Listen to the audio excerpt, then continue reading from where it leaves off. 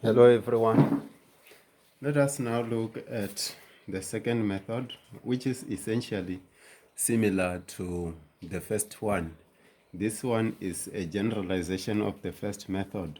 The first method we discussed is called the disk method. Now we want to discuss what we call the washer method. Then you will observe that the washer method is still the same as the disk method. This one is more general. It solves more problems than the disk method. So as an introduction or a summary, we may summarize the method as follows. Let us consider the region between, say, two graphs. This may be given like this. We have a graph here, we have another graph like that. So we are interested in the region between these two graphs. So this is a graph y equal to f of x. This is another graph called y equal to g of x. This is our a. This is our a, sorry. This is our b. This is our b, this is our a. Just keep our region like that and our boundary like that.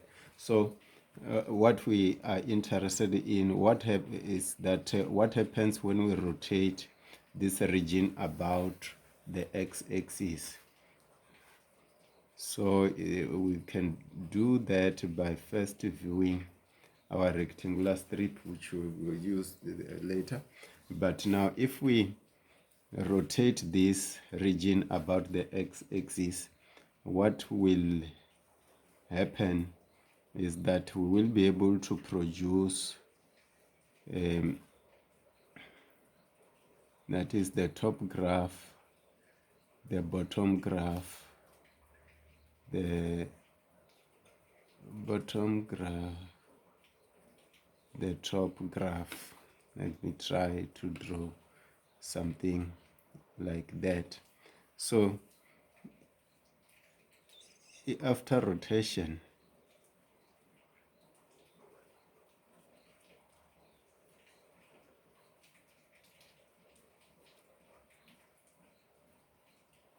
we will produce a solid with this kind of a shape with a hole inside. In other words, what we're interested in is to observe that there will be a hole in here. So it's a solid with a hole in there. And if we concentrate only on the rectangular strip, this one, say for instance, if we draw it here, if we concentrate on that, when we rotate that, we may end up with something. We look at it from this angle, then we'll have something like this.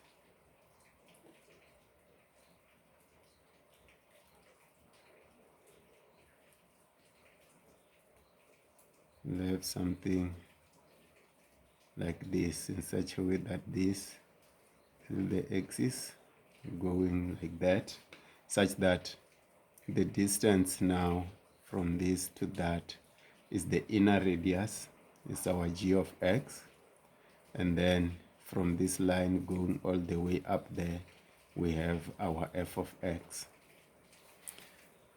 And then we can see that the volume is still the same as what we did, but it's like the volume of the whole thing. Then we subtract the empty space inside. So volume of a washer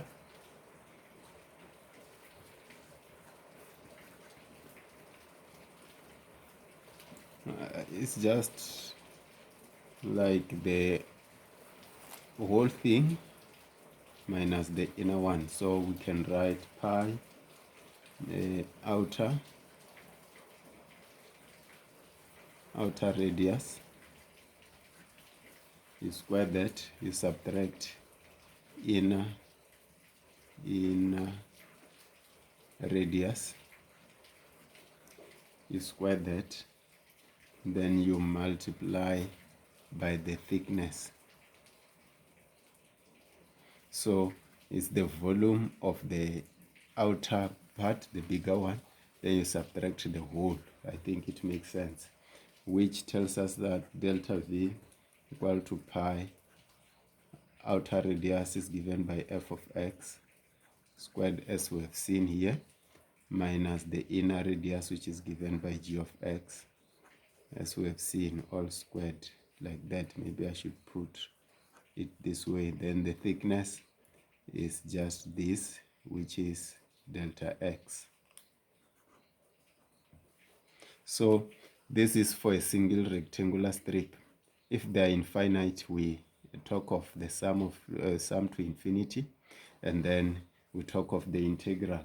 So the volume of the solid so generated will simply be pi the integral from a to b of f of x all squared minus g of x all squared.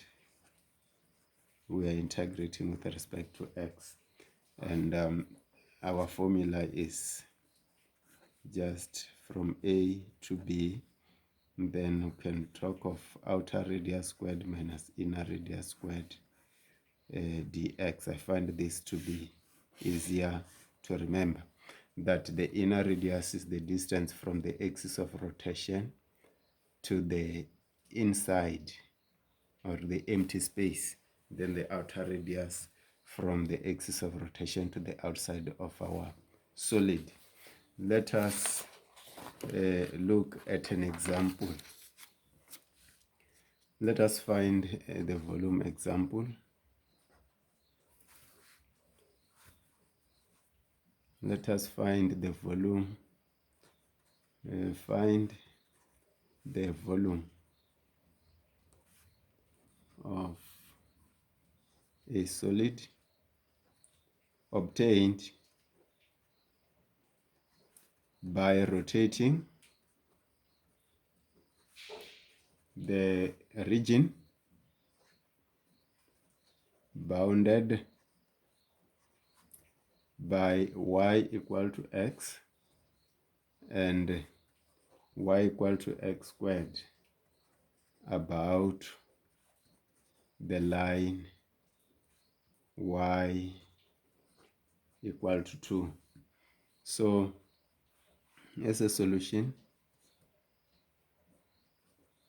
we observe that the graph under consideration is just a parabola. It's a parabola. We are interested in a portion of our parabola. The straight line is y equal to x. There we are. The line y equal to 2, we may draw it there. This is 2. This line here is y equal to 2. Then where is the rotation happening? The rotation is happening here. We are rotating about the line y equal to 2. So the region under consideration is this one. Take this, rotate it about that line. Okay, so again we will draw our rectangular strip perpendicular to the axis of rotation. NB, draw the rectangular strip perpendicular to the axis of rotation. If you do that, then it will be easier for us to see which one is the inner radius, because the inner radius is given by this small r, and the outer radius, which will be big R, like that. All right. Now, the volume will be given by, okay, if we write the formula, it's pi a to b outer radius squared minus inner radius squared dx, isn't it? So this will be equal to pi, the integral, we are integrating from 0, we are integrating with respect to x because this one is giving us change in x. So x is running from 0 to 1. This is running from 0 to 1 because x squared equal to x means x minus x equal to 0. X into x minus 1 equal to 0. So x is 0 or x is 1. So this point is 1, 1. So we are x is running from 0 to 1. Outer radius is the distance from this line to that point. And this point is given by our parabola. It's given by our parabola. We have a line. In other words, we may also look at it like this up to that point here, which is lying on the parabola. The distance from line y equal to 2 to the parabola y equal to x squared, which will simply be 2 minus x squared. And then we square that. This is our big R. Subtract inner radius, the distance from 2 to x, y equal to x, which is simply 2 minus x, and then we square that. This is our inner radius dx.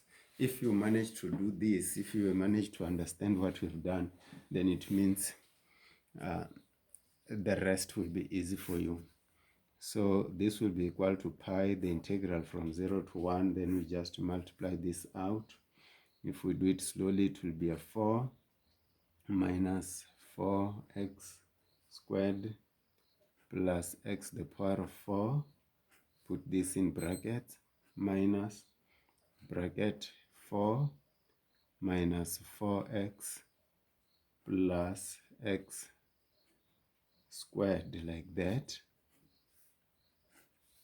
dx. Then when we remove the brackets, root 1, this minus that is 0, minus 4x squared minus x squared is minus 5x squared.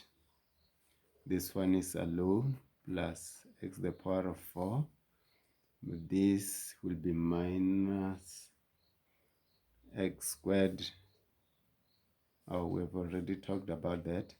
Then 4x is alone, so it will be positive 4x dx. And then we integrate. Then we have pi. The integral of this one is minus 5x to the power of 3 over 3 plus x to the power of 5 over 5 plus 2x squared, because we'll be dividing by 2. And then this is from 0 to 1. Then we substitute 1. So we have a minus 5 over 3 plus 1 over 5 plus a 2, which will give us 8 over 15 pi cubic units. This will give us that.